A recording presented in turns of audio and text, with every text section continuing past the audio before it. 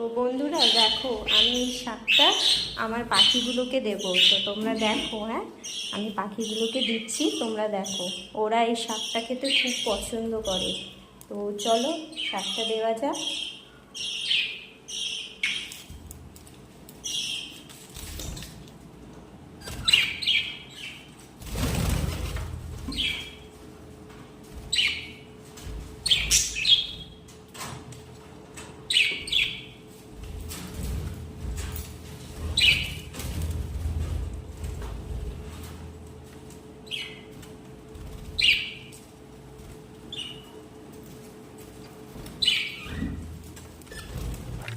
তো বন্ধুরা দেখো, ওরা খাচ্ছে শাকগুলো।